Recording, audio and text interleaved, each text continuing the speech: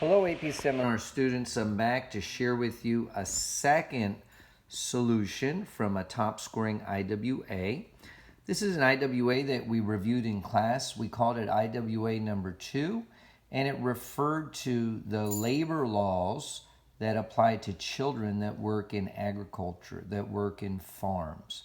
So this writer wanted there to be changes to the laws regarding children working in agriculture. And this is how they begin their solution. It says, moving forward, how should the CLPAO be amended?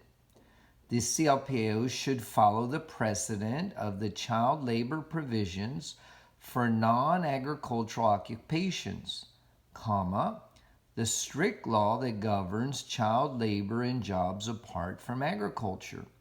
So please note right there that the writer gave us a highly technical, detailed law, and then the writer defined what that law was.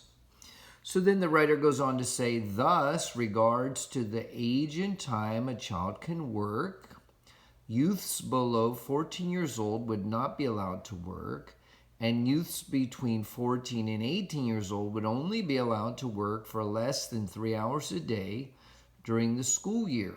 And then there's a citation there. They're citing an article. Notice the use of a transition here. Furthermore, children below 18 years old would not be allowed to operate hazardous tools. So again, there's that citation. So what are we looking at? This is highlighted in green. So it says it uses evidence from credible sources. So notice that what the writer said wasn't something the writer made up. The writer was referring to a source that he or she had read.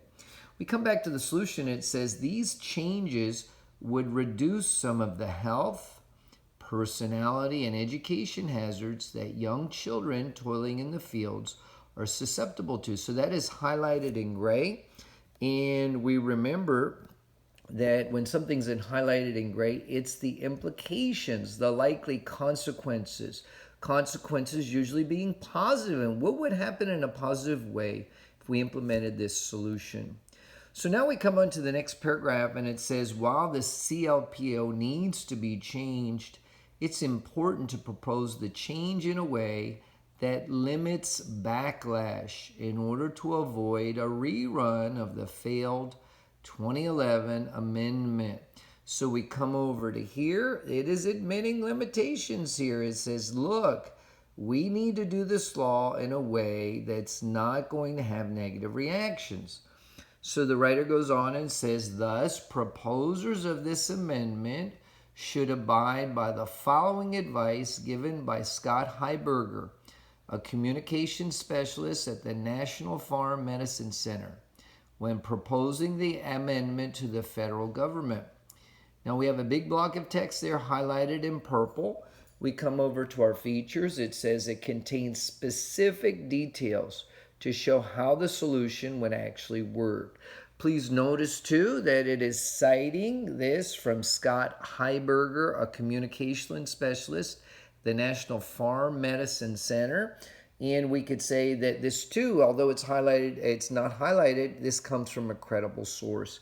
So let's look at these detailed, the details of this solution. First, the safety and health officials arguing for this amendment should act as a unified coalition, identifying what they agree on and speaking as one. This would emphasize the number of people supporting the change. Second, those writing the law should be explicit in their wording, since Heiberger points out that many of the farmers were opposed to the amendment in 2011 as they were concerned about the unintended consequences of the proposed rules. Being explicit would add clarity and garner support from some farmers. So when writers provide this level of detail, it shows that this solution is not one that the writer casually thought of.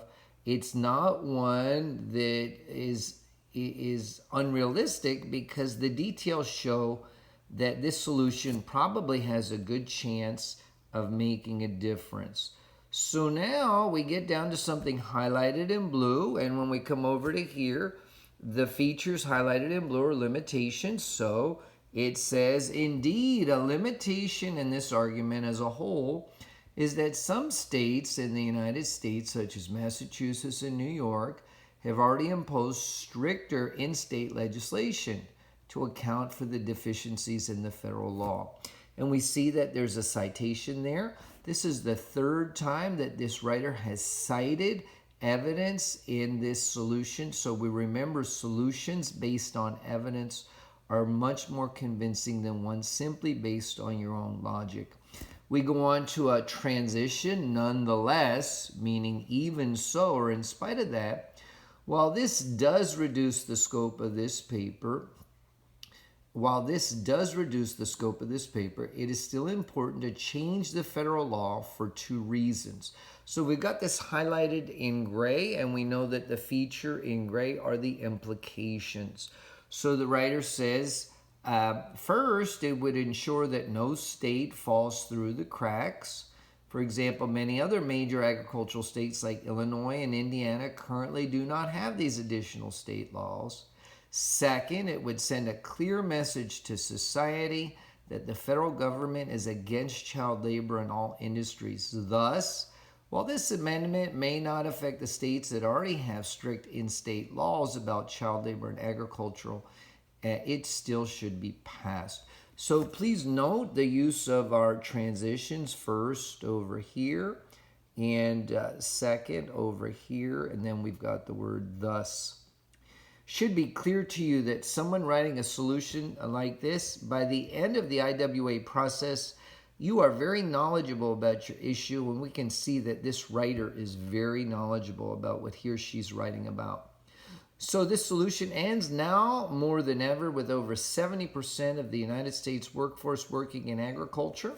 There's a citation again. We must tackle this problem with urgency and efficiency. We must amend the CLPO in order to protect minors working on farms in the United States.